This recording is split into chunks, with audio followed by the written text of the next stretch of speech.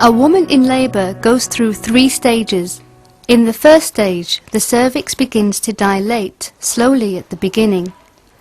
Once the cervix has opened to a diameter of 4 centimetres, it dilates more rapidly at an average rate of 1 centimetre per hour until it is fully dilated to a diameter of 10 centimetres. Towards the end of the first stage, the fetus begins to descend gradually.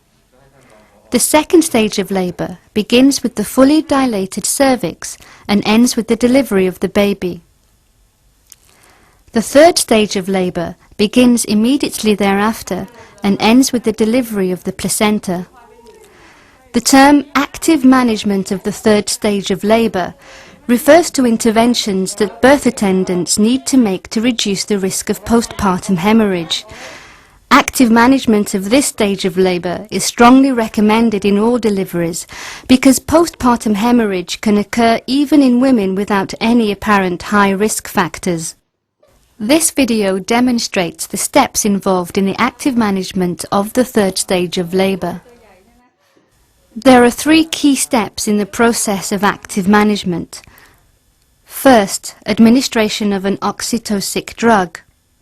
Second, clamping and cutting of the umbilical cord. And third, controlled traction of the cord until the placenta is delivered.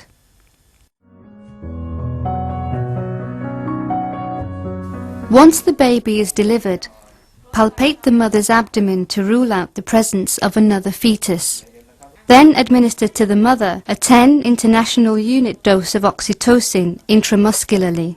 If the mother already has an intravenous line in place, the oxytocin may be administered intravenously, but in this case the oxytocin should be injected slowly, such that it takes about 60 seconds to inject the complete dose. Once oxytocin has been administered, or is in the process of being administered, use 2 sponge forceps to clamp the umbilical cord roughly in the middle, leaving a 2 to 3 centimetre space between the forceps. Now, cut the cord between the forceps. Evidence suggests that a delay of 1 minute before cutting the cord is advisable.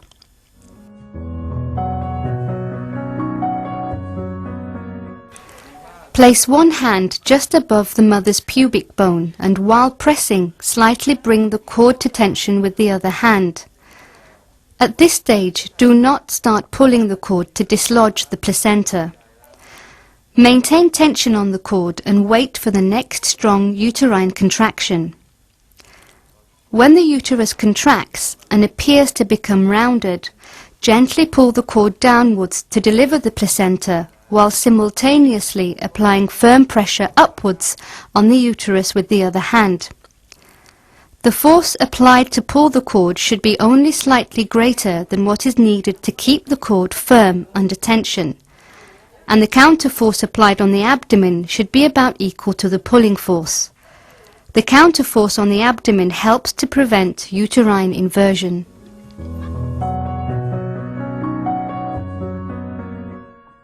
After the placenta is delivered, massage the abdomen for a few minutes, every 15 minutes for the first 2 hours.